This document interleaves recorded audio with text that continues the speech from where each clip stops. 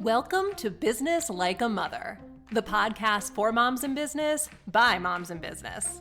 Hey, I'm Jen Morris, here to help you amplify your voice, grow your brand, blaze your trail, and navigate the beautiful chaos of motherhood and entrepreneurship. Let's dive in. Hello, moms. Welcome back to Business Like a Mother. We have been talking for the last 2 episodes about the power of a professional network, why business networking doesn't have to be sleazy, boring, or pointless, or a waste of time. And today I want to do one more episode, for now at least, about this conversation and really go beyond the basics and dive into some more actionable strategies to get the most out of your professional network. Building a network is one thing, but leveraging it effectively is where the real magic can happen. So again, whether you're running like a side hustle, a small business that's happening during nap time, or you're managing a full-scale business, these strategies can really help grow your network in a way that actually moves the needle. So, strategy number 1. Be a connector, not just a collector. So I did talk about this a little bit on the last episode, but I really want to reinforce it because I see this happen so much, and I've been guilty of it too, that we just think we should go to all the different networking events, join all the different Facebook groups, and just continue to put our information out there, and hope that if we do it enough, somebody eventually will buy something from us. And it doesn't work. And on the other hand, if we go and we're just collecting business cards and contact information all the time, but we're never doing anything with it, we are losing out on opportunities too. So the power can really happen when you start having all these contacts, and then you actually start to connect people within your network. When you actively start to introduce others who can benefit from knowing each other, you position yourself as a valuable resource. This is going to build trust. It's going to build goodwill. It's going to strengthen the relationships. I love when I make an introduction to people within my network and then I hear that they had a coffee and it was a great coffee and we're going to do some things together. Sometimes I think people don't do this because they're like, well, if I introduce 2 people and they do work together, then they're not going to do work with me. Or we do it because we feel like, well, then they'll owe me. And that is completely the wrong energy to have around this. It is not like I'm going to introduce these people and give them some business so that they'll do it for me. And there are networking groups out there that have that energy around them. You refer business to me and then I refer business to you. And it doesn't always work that way. But it's kind of a karma thing. The more we can just connect people and help other moms in business grow their businesses and grow their income and grow their positivity, it does have this ripple effect that can show up for us in ways that we might not even necessarily piece together as this is happening because I did this. It's not always direct. It just happens because it's goodwill and good energy. So this week, as an action step, I want you to really spend a few minutes going through your contacts and introduce 2 people in your network who you feel could collaborate or support each other. This does not necessarily have to be business related. It could just be about people who you think might enjoy connecting with each other. And then make the introduction. I think you can also say in that you may not have time for, a coffee right now, but I just want to make sure you 2 know each other. This is what I like about both of you. This is why I think you might have some good synergies here.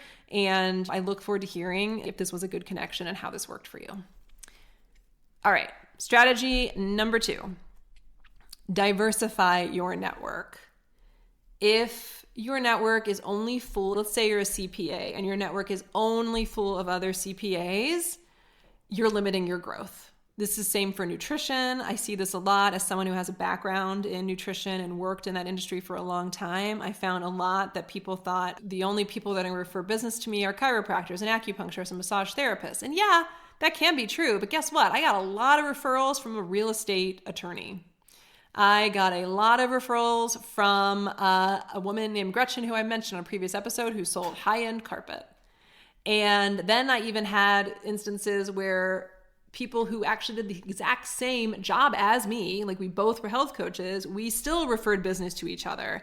Oftentimes people would view that as well, that's competition. But in my reality, it was actually a lot of synergies, that we were able to collaborate, we were able to do things together, and we didn't offer all the same things. So I could refer to I didn't do lab work, for example. So I was not gonna like take on a client who needed lab work. I would refer that to somebody else, and then that person would refer someone to me who maybe needed more help with accountability, and that was not something that they really did in their practice.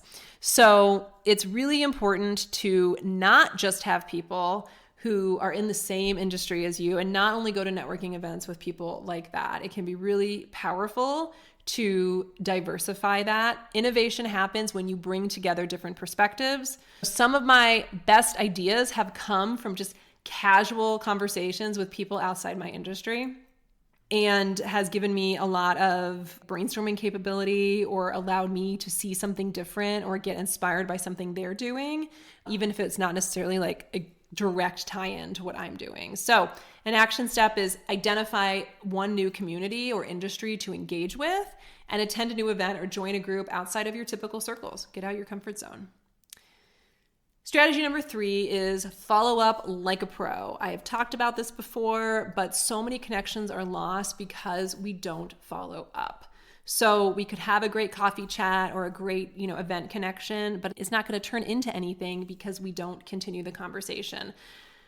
It doesn't have to be formal and awkward. It can be as simple as sending a text, sending an email, or even just like an article of like, hey, thought of this, thought of you, made me think back to our conversation. And this can be easier said than done, because as moms in business, we are juggling a lot of things. And so sometimes this is stuff that can fall on the wayside. So an action step could be to simply schedule 15 minutes in your calendar each week to then pick 3 people that you recently met at something and follow up with them, or someone that you met a long time ago and quite frankly dropped the ball on, and to be able to reach out and say, you know what? We had coffee, it was like a year ago, and I realized I never really followed up with you, but I was thinking about you and I wanted to check in and see, how have you been? This happens to me a lot. There are people that I have lost touch with, and I will think of them and just reach out or comment on something, and then it opens the door to like a reconnect, and sometimes really some cool things have come from that. And sometimes I'm on the receiving end of that, where someone will message me and be like, it's been forever, I've been following what you're doing, I'd love to connect and chat and catch up. So don't be beating yourself up if you're like, oh my gosh, I never follow up with people. It's okay. Now it's just time to be a little more intentional about it by just, in the first step, again, it's just scheduling a little bit of time each week to do that, and then just getting good at like that consistency and exercising that muscle. Strategy number 4 is showing up consistently. So again, networking is not a one and done activity. You don't go to the gym one time. You don't go to just one audition and then think that you're going to be in shape or book work the rest of your life. It's a long game. The people who get the most out of their networks are the ones that show up consistently, not just when they need something. We have all been on the receiving end of somebody saying like, hey, it's been a long time, how are you? And then you're like, oh my gosh, how are you? And then they're like, well, I'm having a sale. And you're like, so the only reason you reach out to me is because like you need business right now, or you're trying to hit a goal, right? Like, and I have done that before, and it just sucks, right? So we don't want to do that. And similarly, we don't want to go to, events and just be the person that's always like, I need a sale, and have that energy around you, right? So again, this can be simply engaging online. It could be a Zoom thing. It could be attending events, but overall consistency builds trust. And when you're not just like in a Facebook group and constantly posting about something that you're selling, but actually trying to help other people, or just being like, hey, I read this article and I thought this might be interesting for other people. Or I listened to this podcast episode today and I thought it might be helpful. Position yourself as somebody who is consistent for the right reasons, not just because they always want to make a sale. So commit to engaging regularly. Again, commenting in a Facebook group once a week, attending a monthly event, make it a habit, don't make it a chore, and schedule it. Strategy number 5, ask for what you need, but also offer help too. Okay, so this is important because again, while we don't want to be the person that's constantly just like needing a sale, wanting a sale, we do need to let people know how they can support us, because our network can't support us if they don't know what we need. So we do want to be clear and confident when we need to ask for support. So if it is something where not like, hey, I'm going to reach out to someone I haven't talked to in 2 years and ask them to buy something from me without building any kind of relationship, right? That's not great.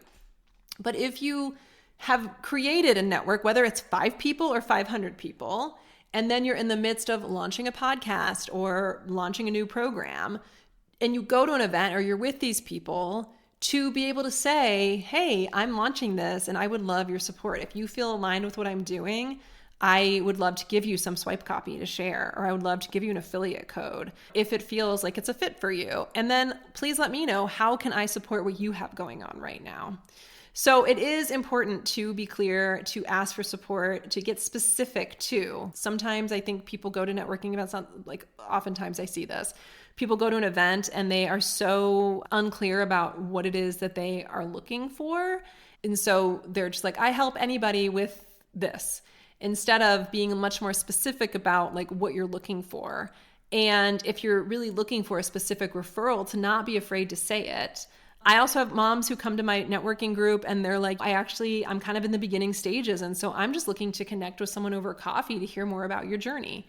And that's powerful. And that person always leaves with a few people who have said, I would love to get coffee and just get to know you, because they were very clear about what they were looking for. You also may be like, you know what, I need some feedback. I need some eyes on things. We don't have to do it alone. So we can rely on people in our network who we trust and who know what we're trying to do for feedback.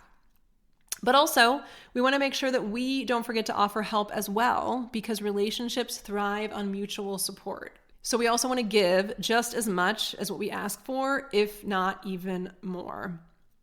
So action step. You want to identify one specific need in your business right now, and then put yourself out there. Ask your network directly for help.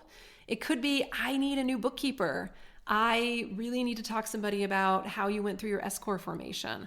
I am really looking to completely overhaul my social media and I really love what you do. Would you be willing? Could I buy you a cup of coffee and pick your brain for a few minutes? Or I'm launching this new course and I am looking for some referral partners. Would you be interested in learning more about it? But again, you want to make sure that you're also offering support in return to them. Okay, so some final thoughts on this. Maximizing your network is not just about hustling harder, not about going to 12 different networking events a week. It's about being intentional, it's about being generous, and it is about being consistent. So start small and just implement one of these strategies this month, this week, this year even, okay? And see how your network begins to work for you, because it should work for you. It has a network in it, it should work for you. So I hope that these last couple episodes about building out a professional network have been good for you to hear, some good lessons, some good reminders, and I would love to hear how you're putting it into action. And if you are looking for a community of moms in business who are here to network, to build, really warm relationships, to refer business and support and offer ideas, I really encourage you to take a look, go to the show notes and take a look at Renegade Motherhood All Access. This is the coaching and connection community specifically designed for busy moms, blazing trails, building businesses, and doing it amidst the chaos of motherhood.